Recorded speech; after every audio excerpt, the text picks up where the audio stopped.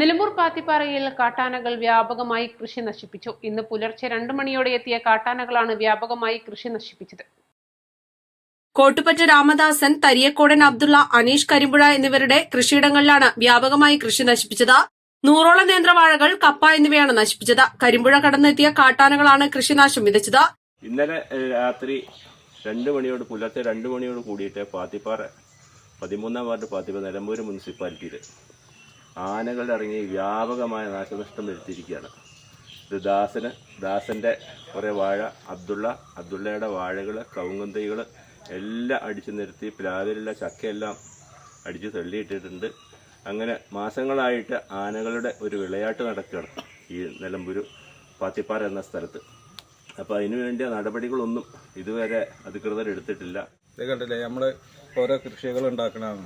ആന വന്ന് ആകെ നശിപ്പിച്ച് മാസങ്ങളായി ഇപ്പം ഇത് തുടങ്ങിയിട്ട്. ആര് അധികാരികളെ അറിയിച്ചാലും ആരും വരവുമില്ല, അന്വേഷണമില്ല, ഒന്നുമില്ല. ഇങ്ങനെ ഈ നശിപ്പിച്ചു പോയാൽ ഞങ്ങളൊക്കെ എങ്ങനെ ഇവിടെ ജീവിക്കുക?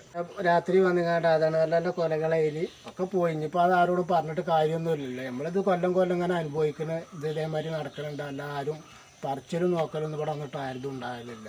പല പ്രാവശ്യങ്ങളായിട്ട് ഇപ്പോൾ മാസങ്ങളായിട്ട് ഇവിടുത്തെ കൃഷിക്കാരെ മൊത്തത്തിൽ അല്ലെ തന്നെ കൃഷിയൊക്കെ നശിച്ചുകൊണ്ടിരിക്കുകയാണ്. ഇവിടെ കൃഷിക്കാർക്ക് നഷ്ടപരിഹാരം കിട്ടുന്നില്ല. അധികൃതർ എത്രയും പെട്ടെന്ന് ഇതിനൊരു പരിഹാരം ഉണ്ടാക്കണം.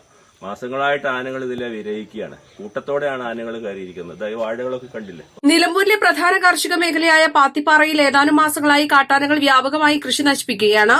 East Live, Nilambur. വെഡിംഗ് ആഭരണങ്ങൾ, ലൈറ്റ് വെയ്റ്റ് ഡെയിലി വെയർ ആഭരണങ്ങൾ, ഡയമണ്ട് ആഭരണങ്ങൾ എന്നിവ ഏറ്റവും കുറഞ്ഞ പണിക്കൂലിയിൽ നിങ്ങൾക്ക് സ്വന്തമാക്കാം. Haya gold and diamonds, Bandur and Elankur.